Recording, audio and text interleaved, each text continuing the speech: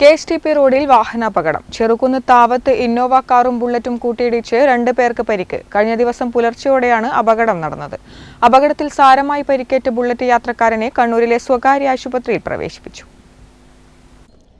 കാസർഗോഡ് ഭാഗത്തേക്ക് പോവുകയായിരുന്ന കാറും എതിർദിശയിൽ വരികയായിരുന്ന ബുള്ളറ്റും തമ്മിൽ കൂട്ടിയിടിക്കുകയായിരുന്നു. ബുള്ളറ്റിൽ ഇടിച്ച ശേഷം സമീപത്തെ വൈദ്യുതി തൂണിൽ ഇടിച്ചാണ് ഇന്നോവ കാർ നിന്നത്. അപകടത്തിൽ സാരമായി പരിക്കേറ്റ ചെറുകുന്ന് സ്വദേശിയായ ബുള്ളറ്റ് യാത്രക്കാരനെ കണ്ണൂരിലെ സ്വകാര്യ ആശുപത്രിയിലും അപകടത്തിൽ നിസ്സാര പരിക്കേറ്റ ഇന്നോവ കാറിലെ യാത്രക്കാരിയെ പരിയാരത്തെ കണ്ണൂർ ഗവൺമെന്റ് മെഡിക്കൽ കോളേജിലും പ്രവേശിപ്പിച്ചു.